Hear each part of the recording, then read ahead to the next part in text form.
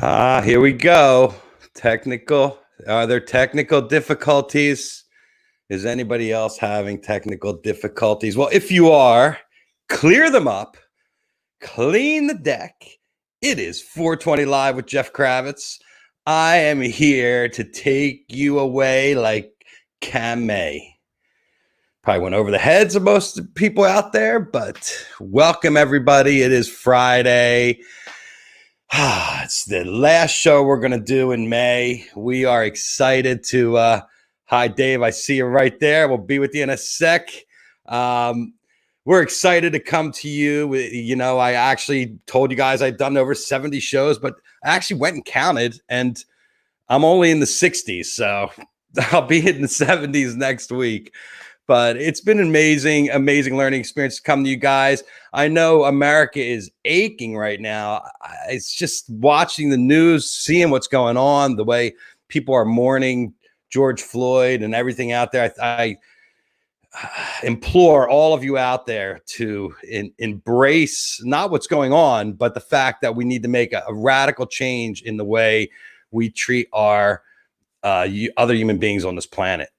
And, you know, get over the fact that people have different skin color and hair color. And, you know, I wish I even had hair to color, but I think it's time to take care of each other. We have to clean up our act. America, time to clean up your act. And let's start at the top and clean that up. And then everything else will take care of itself.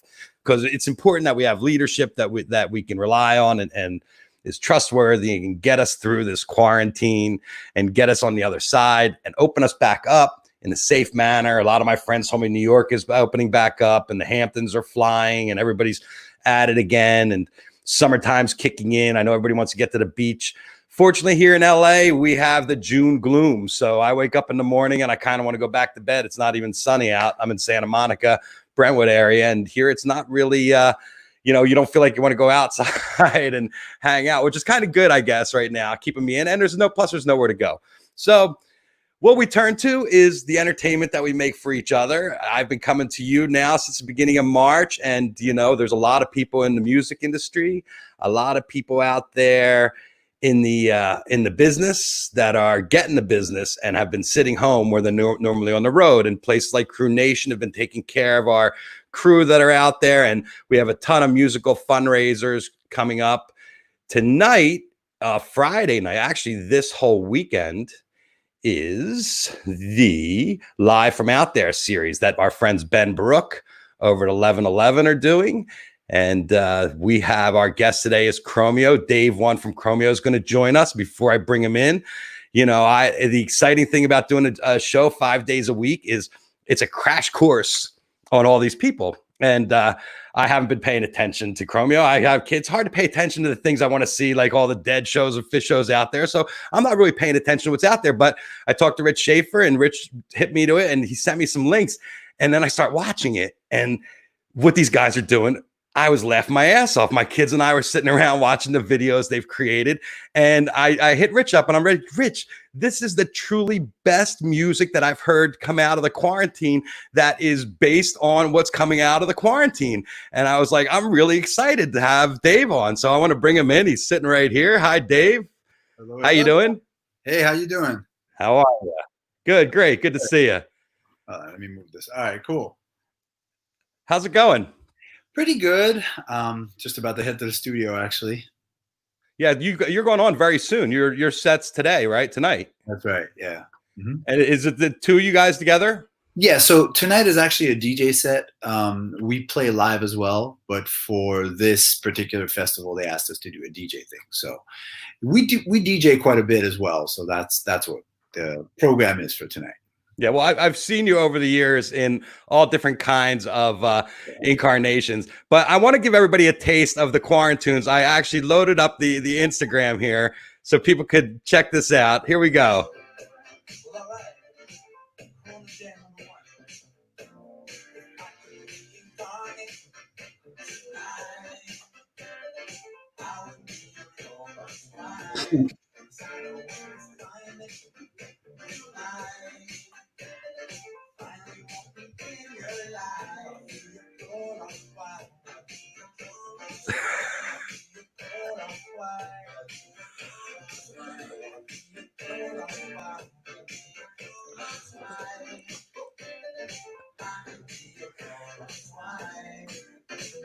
Now, first of all, did you ever think to write a song with the word Clorox in it? That day's locked. Did I lock him? Hold on. Oh, there. Here he comes. Here you come. Come on back, Dave. Come on back. There you go. You're in. Cool. Did you ever think you write a song with the word Clorox in it? No, I made that up on the toilet that morning. And it's a love song, really. Kind of, yeah. I mean, we just did it to cheer ourselves up, you know, like all those sort of quarantine jams that we did. We did 5 of them. We didn't think much of it at first, and then people were like, "Yo, you got to release this. You got to release this." And the comments were so overwhelming that we ended up being like, "Okay, fine, we'll do it." But there were just kind of. Oh, you're locked again. Is that me? Is that I think that must be on your Wi-Fi. I think. Do you have anything else going? No, I don't think so. Okay. But yeah, so go ahead. I mean, you are locking in and out, but I do hear you once it gets going. Okay, sorry about that. Yeah, those were just things we did to cheer ourselves up and to cheer our fans up. And then the comments were so overwhelming, and like all the response was crazy. So we're like, okay, we'll put them out, and then we'll use that to raise some money and raise some awareness. So and not only they're humorous, they're catchy. They're fun. I mean, you have a great sense of songwriting. Like your sense of songwriting on Chromeo is really unique too. I mean, the way you rhyme and the things you sing about, you have a definite interesting style. And to apply that into our reality of what we're doing now is just very unique. And to have serious songs around it where it's not just a joke is really cool too. Hold on. Here I'm at. Okay. Can you see me now? Yes, I do. Yeah, I think for us, you know, I think that relates to a lot of the jam band world as well. I think our music has to work on different levels at once. In other words, if it's funny and it's goofy, there also has to be real musicianship somewhere in there. Or if it's like topical, then they're all like, if it's like really, really humorous and like kitschy, then there has to be like a deep topical thing, you know? Or there might be like some weird chords or weird chord progressions that are like very nerdy, but then the lyrics will be kind of, you know, it's just to work on these different levels all at once. So like one level for the nerds, one level for people who just want to laugh, one level for like the music heads, one level for like the synthesizer collectors. Yeah, and for the dancers too, because let's face it, one thing that Chromeo is a dance band. 100%. Yeah.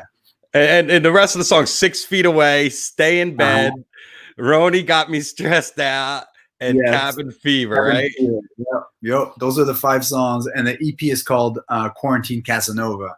And it comes out next Friday, a week from today. That's beautiful. And do you think that, like, when you go live, you're going to be playing some of this stuff live? If people want it, I didn't even know I was going to put it out. So if there's like a demand for it, we'll do it. Hey, you know, this is prime, like, make a video with this. These are all prime for making videos. I know, it's crazy. We really didn't think, like, we thought we just put him out. I feel like I'm stuttering. But we're going to be donating proceeds to the music, the Sweet Relief Musician Fund. And also there's like a mental health awareness group that we're going to. Yeah, it's great that everybody's contributing to all these amazing funds out there and helping all the different musicians out. Yep. Everybody needs it. Talk a little about Live from Out There. They've been doing this for a while. This isn't your first time, right? Wait, my thing is that, so you're sure that's my internet that's going crazy? Yeah, I mean, because mine looks like it's fine. How's it looking there at home, folks? Who's stuttering? I guess we have to let them judge. I don't want to be the one stuttering, guys. Be nice. You know, we'll make it through. So the other Live from Out There you guys performed, and this is the first one you're doing a DJ set? No, we did both DJ sets. Are they both DJ sets?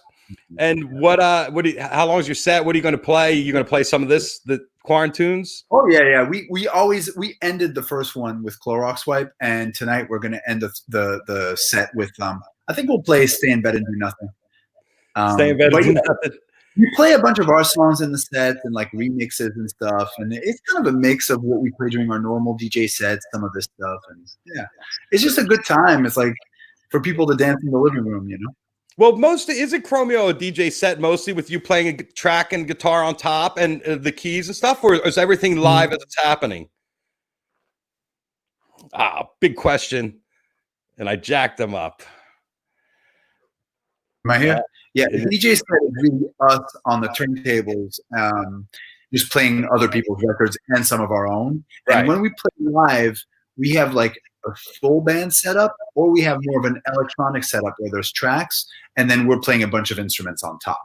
Right. So it kind of depends whether it's like a full band thing, a 2-man show with a bunch of tracks where it's still live, but it's more of like an electronic thing, or just a full-on DJ set.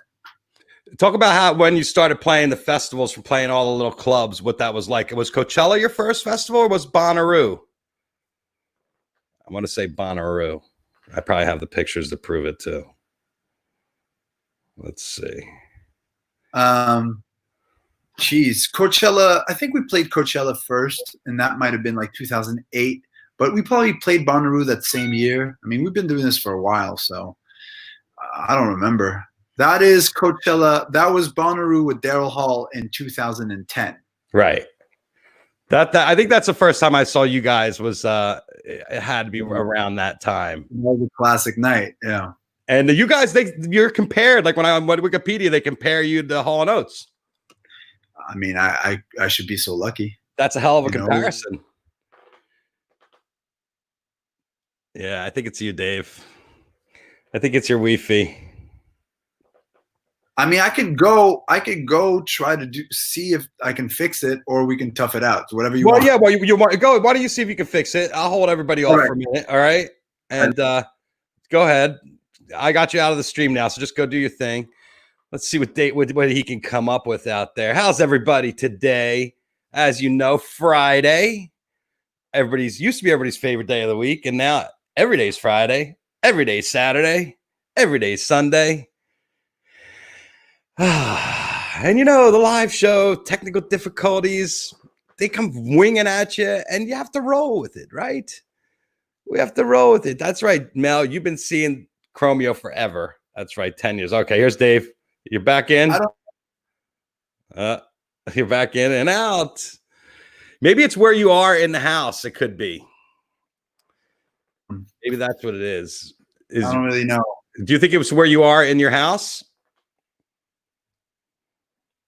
You want to try changing your position? Thanks, Angela. Yeah, let's change your position in the crib. Go sit by that Wi-Fi. Oh, and also, are you sure that your phone's on the Wi-Fi and not cellular? Because sometimes. Okay, so if your phone's on the Wi-Fi, it should be all right. All right, let's see if this is better. All right, let's see if this is. But we're gonna tough it out. Yes, we are. All right. So the other thing you have coming out tomorrow, actually on May 30th, is your Brothers A-Trak, which I didn't even realize, and you guys have the Brothers Macklovitch. Did I say that right? Macklovitch, right? Yeah, the Wi-Fi sucks there too, I think. Oh well, we tried. I know. God, you're close enough. Where are you, in the valley? No, I'm in the outpost right now in LA. Oh yeah, up in the canyons. Yeah. I should have just come by the house. We could have done it out in your front yard. We'll do that 6 feet away though. So talk about your Brothers A-Trak. I didn't realize that, and all the stuff I learned about you in the past 24 hours. And I listened to your new song, "Give Love to Get Some," right? Give love to get some. Yeah. And is this the first time you've collaborated with your brother? Yeah, even though we've both been making music forever, it's the first time we've ever collaborated. And what was that like? I mean, you're older, right? Yeah, I'm older. It took us a while to figure out what the style was going to be, because like he's he dips into hip hop a lot. He dips into house music, electronic music. I've got like the funk element with Chromeo. So it was more like about finding what the lane would be for that project and finding that kind of tone of like this sort of like, you know, late 90s, early 2000s sounding kind of jazz, or like actually early 90s, early to late 90s sounding kind of jazzy house thing. I just said early to late 90s. That's basically just 90. I'm sorry. Jazz thing. Anyways, it was longer. It took longer to find the tone and the right kind of musical angle than it took to make the track. And then we have a bunch of tracks on the back burner for that too. So what does he play? Well, we just both produce. We played everything on the song. We just both produced it together, you know. And there's 2 songs coming out? There's that one that just came out. There's another one that's coming out, and then we've got a bunch of other starts in the pipeline. So, and was that just a total coronavirus thing, or did you guys? No. We were going to do that for a while. That was like in the plans. The Chromeo EP was a total coronavirus thing. That was complete coincidence and serendipitous and spontaneous and all that. But the stuff with my brother, we've been plotting it for a minute. Yeah, well, that sounds great too. I mean, you definitely found a nice little niche, and you know, it's great to be releasing music. And you guys, are you doing something tomorrow too? The 2 of you guys? Yeah, we're doing a DJ set tomorrow for the B app, which is like a new app they're launching, and they're having a bunch of DJ sets. So yeah. So the two of you guys are going to do it. You and your brother. Yep. And have you done that before? We've DJ'd before, but not with this very particular music identity for which we'll have to like sort of build a DJ set. You know what I mean? Like imagine if like, I don't know, it's this example, but like, you know, if people form a super group, you know, with other people from different bands, they kind of have to find a sound for it and like build context around it. So that's kind of what we're doing now. So the DJ set will be like other things that sound similar to like the references that we're channeling to make that project. Right. But it always confuses me when I see 2 DJs up on one computer and what the hell they're both doing up there at the same time. I don't know. I'll play 2 songs. He'll play 2 songs. I'll play 2 songs. I don't know. I don't have an answer for that. There's a lot of theatrical arm twisting in EDM. I never saw elbows have to fly so high. I'm not an EDM expert, so I don't really know what's going on there. But you guys definitely ride. I mean, Chromeo rides the line between electronic music and real music. I mean, you know what I meant as far as electronic and real instrumentation. We are accidental electronic music because we just really thought we were making funk. We only wanted to make, you know, when we started Chromeo, I didn't even really know what Daft Punk was until like later. I just wanted to make Hall & Oates and Rick James sounding records, but within our context. And then inevitably we sort of got lumped into electronic music, and it's a community that really embraced us and that we're proud to be a part of now. So, but it didn't happen intentionally. You started really young though. When I saw your bio, you were like 15 when you got involved in playing live music. Yeah. And what were your influences at that time in your life? Were you listening to rock or punk or? You know, when I started playing with P, I was playing guitar forever, and I was listening, you know, like any kid who picks up the guitar, you play rock and you noodle and all that.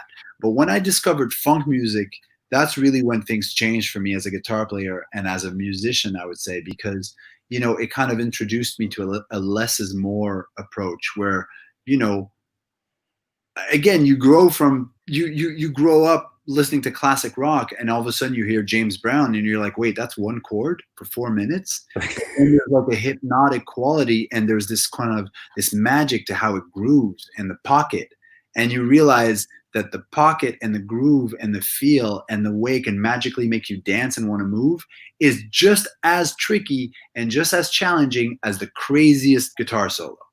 And then that kind of less is more philosophy informed what I did, you know, musically for the rest of my career, I guess.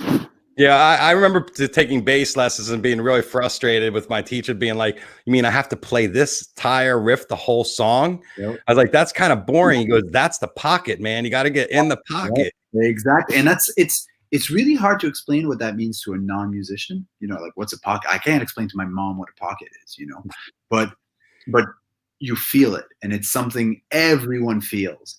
And I think for me, again, being like a teenage guitar player wanting to shred and play Jimmy Page solos, and discovering, you know, Maceo Parker, James Brown, Roger Troutman, Zapp, Bootsy Collins, all those records that were actually really modal. Like they didn't even have chord changes. It was one, it blew my mind. And it was almost as if I was hearing music from the future, because it hypnotized me and really changed my life and changed the way that I approached making music. And I never looked back, you know? Well, as a kid, I had high demands. Like I liked hearing all the notes. Like I liked jazz guys. I liked Return to Forever. I liked anybody that could play really fast. Yeah, but you know Nile Rodgers, right? Yeah, sure.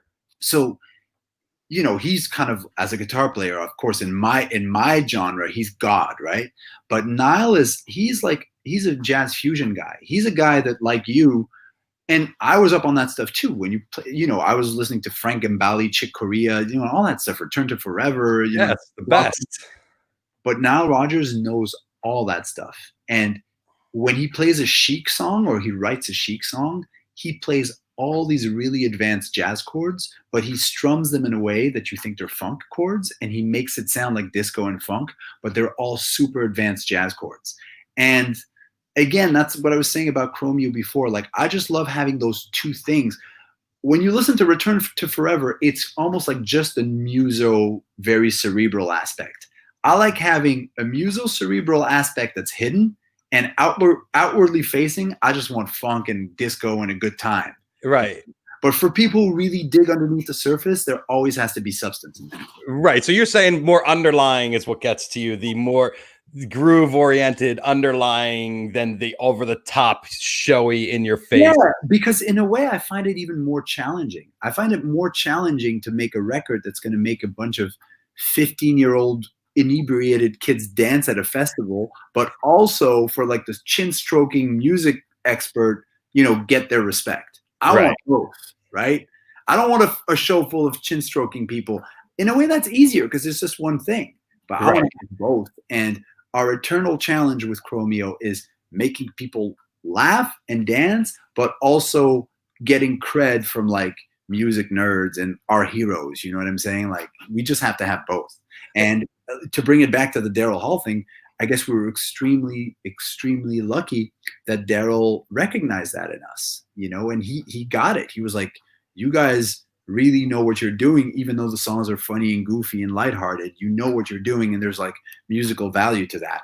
Again, I can't even put myself in the same sentence as him, but you know what I'm saying. Yes, of course. Yeah. So that's the goal for us. I love working on different levels. The same way, I mean, I'm not a jam band expert, but, you know, I know the Grateful Dead enough, and it's like for you have people that like one aspect of the Grateful Dead that's only just like their artwork or their aesthetic or the way the amps are on stage, and that you could argue that that's a very superficial appreciation of the band. But to me, I love the whole package. I love that you've got the superficiality on one hand and the depth and the musical virtuosity on another hand. I like when you have that total package.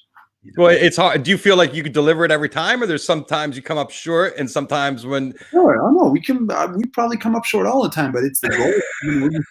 You set goals for yourself, and that's what keeps you going. We've been doing this for 15 years, so we always have that, like, you know, chasing the dragon kind of feeling of, you know, are we going to nail it? And I think on some songs we do, and on some songs we don't. Yeah, well, every night's different, right? Do you guys? Yeah. You switch it up, your set list and stuff like that, like a jam band, or when you were on tours at every night because you have production? So again, interesting thing. So when we started Chromeo, when it was just the two of us doing kind of an electronic set, it was what we would do is we would tweak it until we felt we had the perfect set. And I would say it's almost like we approached it almost like a figure skating routine. Once you have the thing that works, you just have to nail it every night. Right. Because you worked on it so much and you tweaked it so much that then you just got to get the routine perfect, and you know you're going to. Oh, we're doing so good too. Hold on. You're coming back in. I know you are. There you go. Yeah. Oh, we're doing so good too. But what I was going to say is last year when we started playing with a full band, then there was so much more room to make medleys and extended versions and you know and kind of be way more free and more jammy with it. So that's like a new avenue we're entering. So we can do both. Right. I think it's really fun to play off the crowd and switch your tunes up and be like, oh no, not that. We got to do this right now. You know, because you can feel the energy coming, right? Yes, but you'd be surprised because when you nail it, I could predict how the crowd's going to react. Like if you've got a set that's so finely crafted, I know exactly when they're going to go off, and it's like, oh, okay, I know this is coming up. I got this. And then you just know when the lights turn down, you jump, you do that solo. You know, it's almost, again, it's a choreography, and it's right. There's also a thrill to executing that perfectly. And they're also like lab rats that you've been experimenting with for over a decade, right? Kind of. I just called your fans lab rats, but that's a great look. I do that right now. I feel like, yeah, but yes, you're absolutely right. It's really fun stuff, you know. I mean, and so much going on. Talk about like the disparity of being an Arab and a Jew. I saw that's been like a thing on the difference. You guys are bridging the gap. Yeah, again, that's so funny because we might write something or post something. Yeah, we had such good service there for almost 20 minutes straight. P is my best friend, and he's a Middle Eastern kid. He's born and raised in Lebanon. I'm a Jewish kid. We're best friends since we were 15, and we make music together. I mean, that's all it is. It's really who we are, you know? Yeah, what was good, like being musicians and growing up in Canada, like up in Montreal? Very diverse. Very. A lot of just different influences. I'm so sorry. I will say one thing. Montreal had a lot of funk, soul, and disco records in secondhand record shops, and they were all 25 cents each or $1 each, and that's how we got our musical education in that genre of music. Certainly not for my parents. You know, my parents were listening to Fleetwood Mac and Joni Mitchell. So you had to get the funk from somewhere. Dollar record stores, you know. Incredible. Well, you've had a hell of a career so far, and things are still going. Let me pop a couple more of these of the shots in here. Talk about your staging here with these legs, because it's been a signature of Chromeo. Yep. One of our biggest influences, I should say, like aesthetically, is ZZ Top. They're one of my idols. And I always loved the fact that ZZ Top were like characters, and they had such a strong iconography. And we were like, we need like the equivalent of the ZZ Top red car. You know, we need that thing that's like when you see it, it's instantly identifiable to us. And then we're like, okay, well, all our songs talk about like sexy love stories, or a lot of them do. And then we're also like the synthesizer wizards. So we kind of combined it in like these keyboard stands that had legs. And we actually got that idea from a ZZ Top video, which has something like that. And then that's been our iconography, you know. I'm big on this.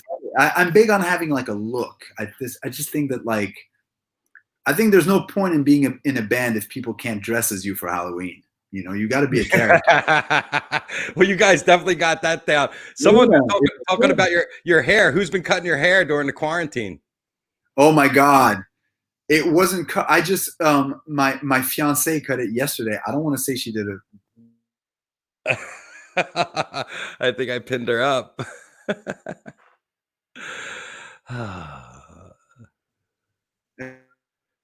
Yeah. All right. You there, Dave? We just want to be. We want to be like the ZZ Top of funk.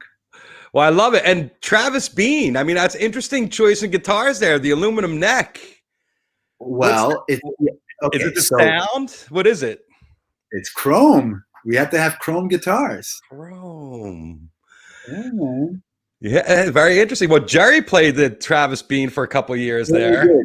So these are these are not Travis beans per se. They're made by a mom and pop company called Electrical Guitar Company. They're out of Florida, I believe, and they make them custom shaped for us. So, you know, I've got like a Strat, a Les Paul. P's got a precision bass, and I actually just got a replica made of an Ibanez Iceman that I've been playing with more recently, and they do them full aluminum. Like the neck is aluminum, the hardware is aluminum, the whole thing.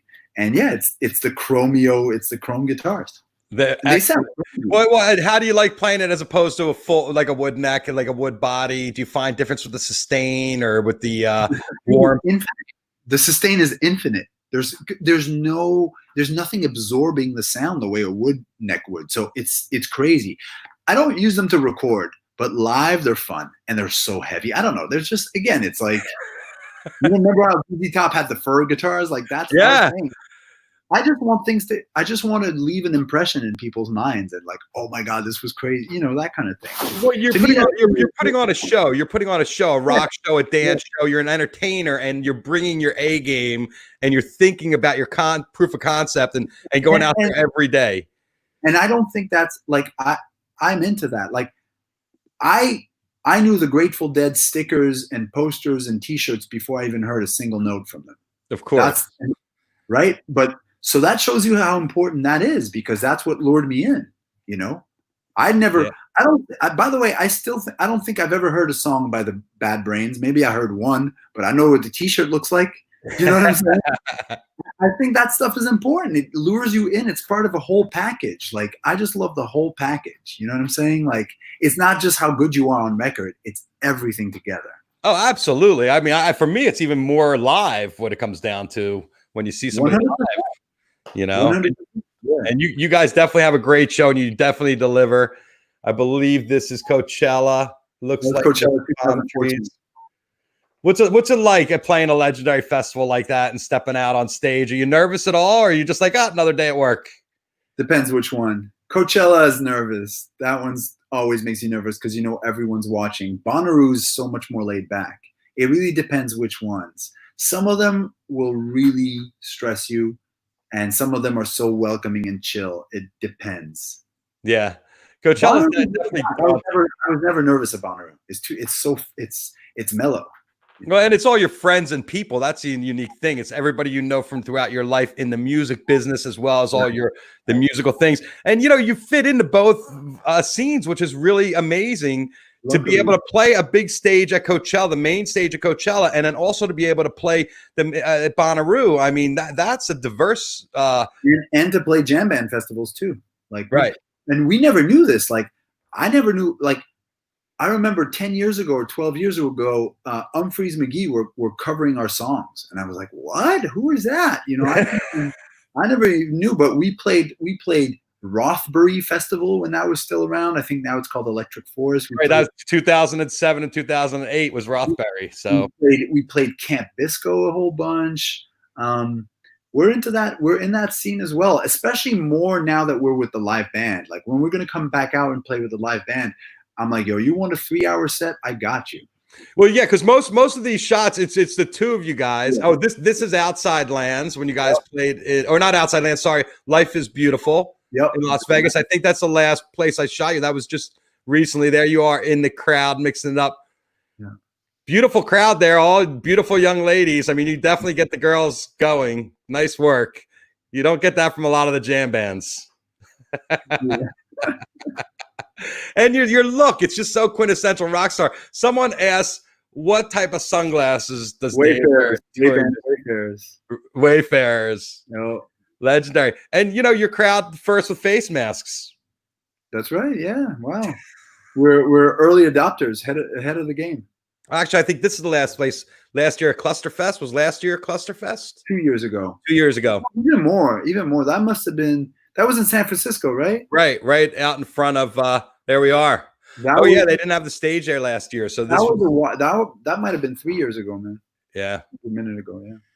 And there you are in the rock star mode. I mean, a little bit Springsteen there with that look. Yep, that's the thing too. Is that like we take a lot of influences from different, like I like to have a look that's a little more classic rock, like Springsteen, ZZ Top with the chrome logo, the airbrush, but then our music sounds like,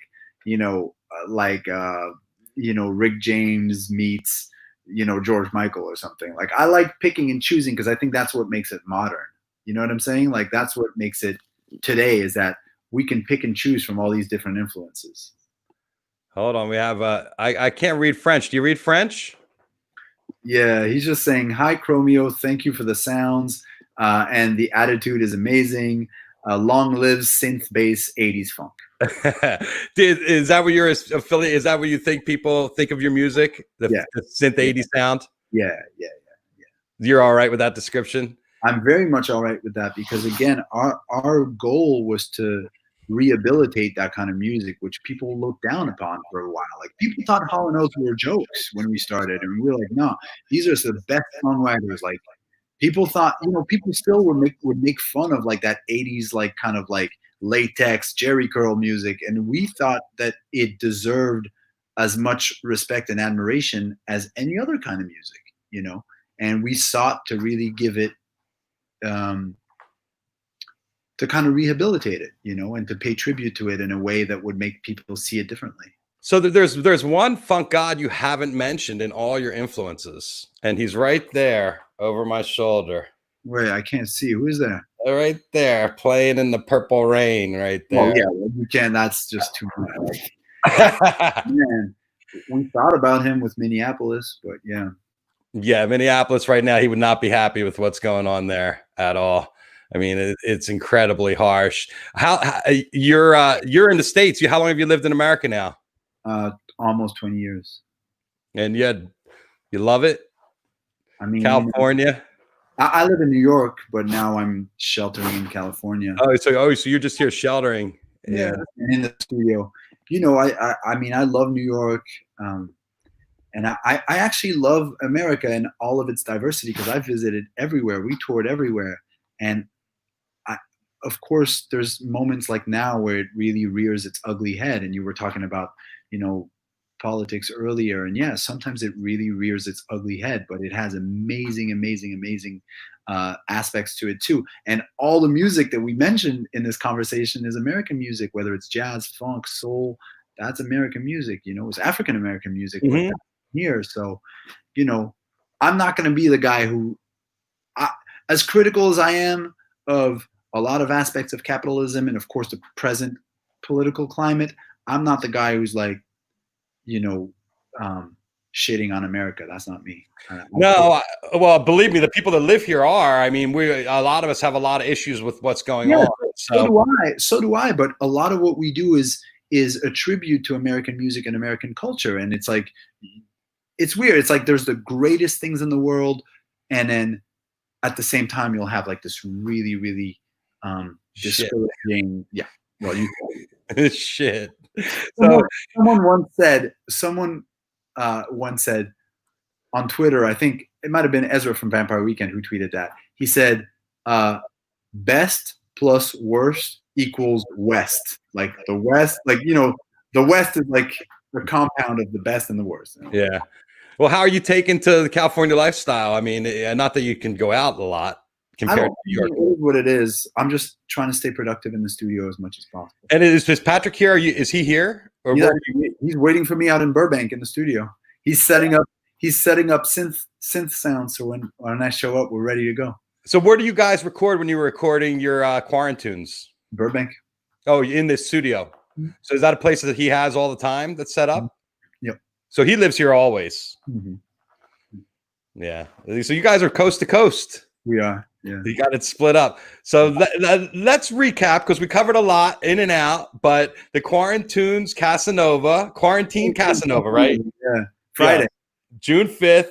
Mm-hmm. A Clorox wipe, 6 feet away, stay in bed. Roni got me stressed out, and Cabin Fever. If you haven't heard these songs, I shared them on my Instagram story. Go to Chromeo and check them out. Tonight, you got Live from Out There, 5:29. You guys go on 11:15. Is that East Coast time? I believe so, yeah. Okay, so in like 3 hours, they will be doing their DJ set. And live from out there, that's a paid stream, right?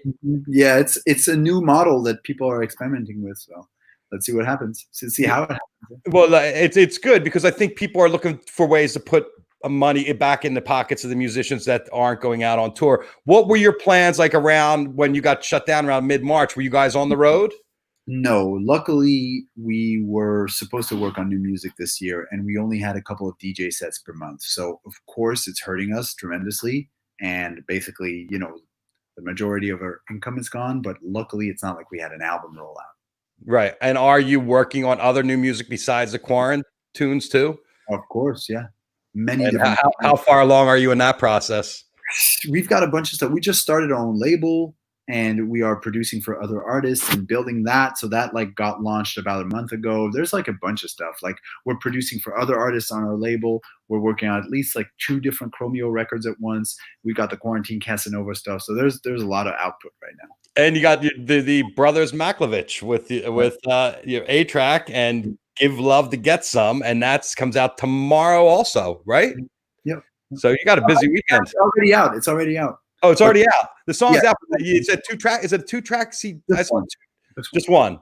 Mhm. And there's more music coming out from that project too, right? That's right. Yeah.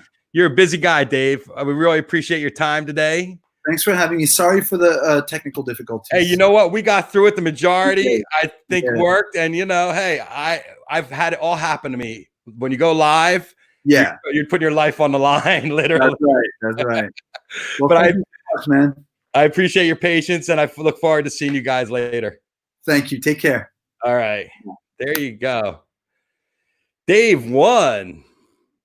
Dave Macklovitch. We got through. We got through that. And as you see, we still have some time on the clock. I have a surprise for you guys today. We have the one and only Peter Shapiro coming on, because tomorrow he's doing his own quarantine thing all day long. He has so many bands coming on.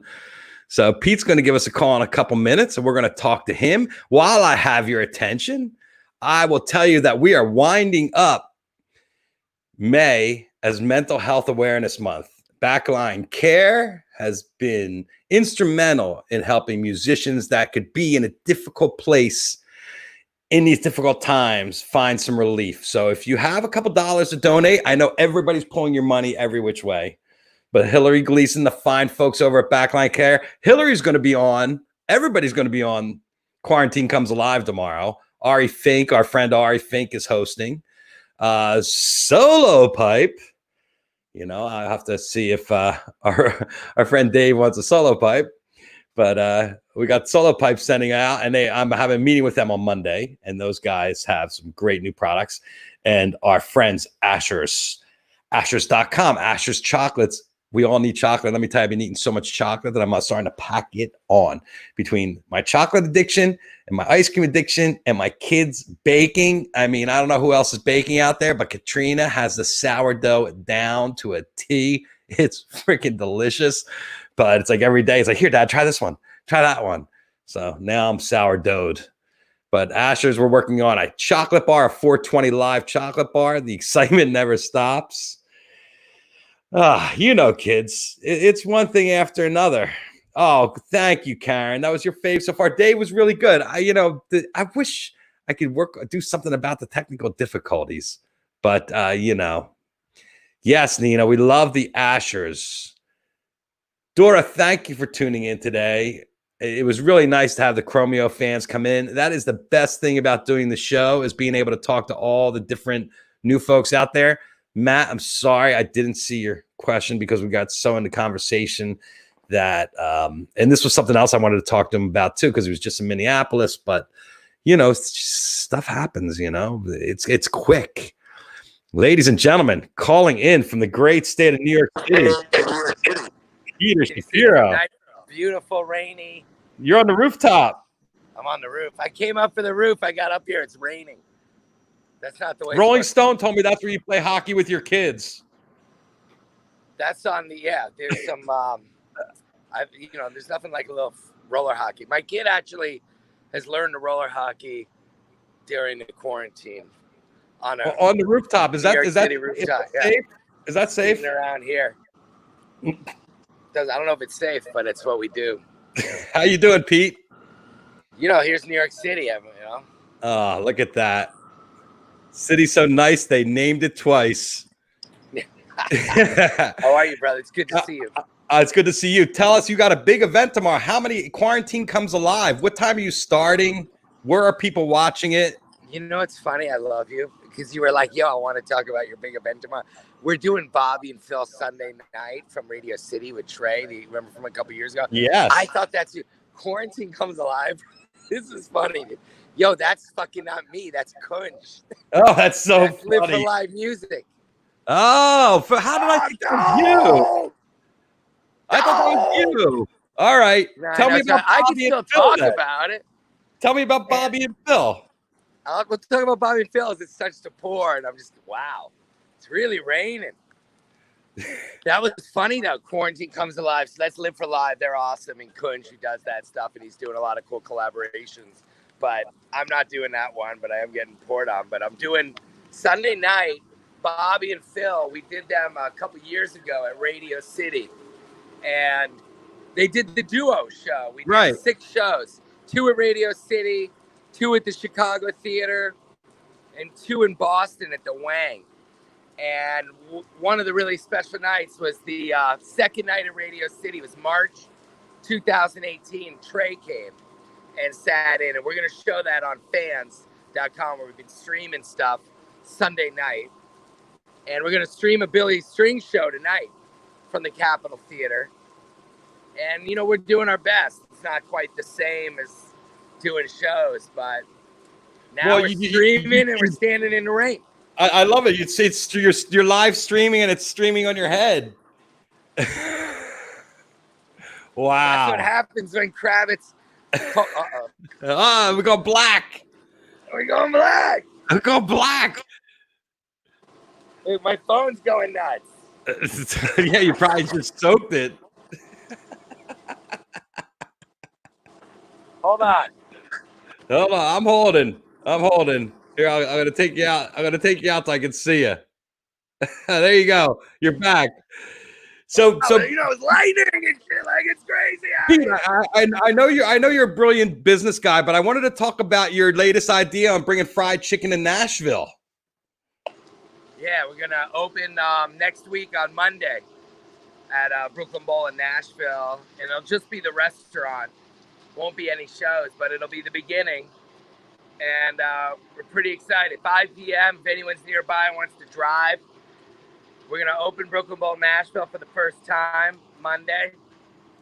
We're going to have the fried chicken from Blue Ribbon in Nashville. You might have to wear a mask, but when the fried chicken comes, you can pull it down. You can drink beer and eat fried chicken. Pretty good. You have an outdoor area set up? Is it outdoor? Yeah, the bowl in Nashville has an outdoor area. It's got the restaurant area and outdoor area. And hopefully we'll put some tables and chairs like on the concert GA floor so we can hopefully give people a feel for like what's coming as a venue there. So it's cool. We're going to go in stages. We're starting with just like the restaurant only. I mean, we're only going to have like 100 people there. It holds, 15 times that. But we're going to start small and then hopefully we'll add bowling a little later. If you want, you can wear. People are like, well, how are you going to do bowling with the ball and the whole? Obviously, we'll spray and sanitize it. But what about the latex gloves?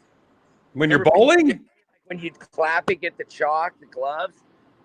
We're gonna have latex. We're gonna have gloves and maybe some chalk for you, Jeffrey. If you tell me what bowl. When's the music coming, Pete? It's coming. I mean, we did that Jason Isbell show. I saw that. I think we'll hopefully be doing shows at all the venues, the Capitol Theater, the Brooklyn Bowl in New York, Nashville, and Vegas. I still believe we'll be doing shows at all of them, this fall. I don't know exactly what they'll all look like, but I think we'll be back doing shows and, not in June, maybe in Nashville, before the end of the summer. Garcia's at the Cap. Hopefully we can do some stuff first. What about Vegas? What are you hearing about Vegas? Vegas is hard to be restaurant only, you know, because it's the tour, you know. But we'll be doing shows in Vegas, I think, in a few months, and we're gonna do everything we can to do it, you know. But only if we can do it right. But it feels like there's things that we can hopefully do, like a health, you know, with the mask and less capacity and some kind of health test check, you know, especially when we're doing shows. And I hope people come out. You know, if you're highly inclined to, if you're not supposed to be out, you shouldn't come out. You know, if you're older. But otherwise, hopefully we can do things and make people want to come out and rock. So as far as locking goes, do you didn't start selling tickets to that or anything like that, or announce a lineup yet? Oh yeah, we did. Well, for October. Yeah. Well, we sold tickets for what was going to be in a couple weeks in June, so we postponed it to the first weekend of October. We haven't announced the lineup, but that's another one. That one we would only really probably do if you can do like a quick COVID test as you're entering. But you know, and I wouldn't be surprised. You know, it's a camping festival, so you go in and you're in. I wouldn't try to do it if we were in downtown New York or Chicago or San Fran, and you know, you're not overnight, but you're in and out. That's going to be a lot harder for those events. That's why all those events are moving already now. Of course. Next summer, yeah. But do you think you can expand the property enough? You think you can expand the property enough to get everybody on there to buy tickets? Listen, if I can do this interview standing in the rain, and we got hit by lightning there. You saw when I almost got knocked off, but I came back. So we can expand. Yeah, we would use all that property, and like you might enter in like a day or two early, but like if we could do an event, a festival, I wouldn't mind showing up a couple days early. You know. You tell your loved one, I'm sorry, I got to go early with my friends and like camp out for a couple days before we're in, you know, because you'd show up because we'll do testing. And maybe we'll tell, you know, entry tickets. Like some people will come in, you know, Tuesday, some on Wednesday, some on Thursday, some on Friday, you know, and we space it out. I mean, yeah, I mean, how's New York City? Well, right now it looks pretty dark, bro. But if I go that way, but like, how are the streets? How are the businesses? Are things getting back? No, it's not normal. I was just outside today. It's different. It's weird. But it's kind of cool in some ways. It's so quiet and clean, and the streets and listen now. I mean, you hear that engine? Sorry, that motor's going.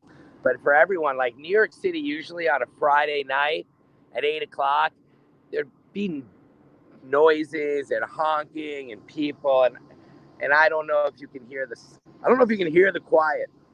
No, I can actually. Usually, you hear sirens and you're right, the horns. You know, wow, nice building. Look at that! I miss it, man. Crazy. I think I hear a siren. No, it's pretty quiet. Yeah. Yeah. These clouds look pretty cool right now. Yeah, it's beautiful. It's beautiful out. Well, I look forward to getting back to normal. We can't wait to have you back here to throw one of your parties after a show. I'm ready to do that. I'm looking forward to it. I really am. I can't wait. Well, we're with you, Shapiro. You know, we support you. I loved your interview in Rolling Stone and everything you said. You're right. We all want it to happen. We'd love to see locking happen. You have to we have to be smart, but you also have to believe, you know, that it's going to happen and be ready for it to happen, for it to be able to happen. You're so fucking profound. I love you, brother. 420 Live. Yeah. We'll see you soon. Pete Shapiro. Thanks. There you go. Kravitz totally confused. I don't know what I'm talking about or who's doing what events anymore. It's all one big mishmash up there. You know, I don't remember who told me Pete was doing that, but whatever. You figure things out, folks. That's the way it is. Friday. Everybody out there, you have been so life affirming for me to keep my shit together, to focus here, to be able to direct my energy into this little box, into this screen, and sharing whatever's going around in my mind and the crazy connections and talking to people and just trying to amplify the stories. I went through last night and started looking back to the very first one I did of these compared to now. And I will say my game has gotten a little bit better. I definitely am a little bit smoother, but there's something about the rawness of just sitting there smoking weed with your friends that was kind of endearing too. I was like, I got a little reminiscent. So not that I'm going to smoke right now, but I am. I just wanted to tell you guys how much that I love all you guys, and I'm glad we're there for each other. And next week, so far on the guest, we have Mark Brownstein from the Disco Biscuits. Brownie is coming in.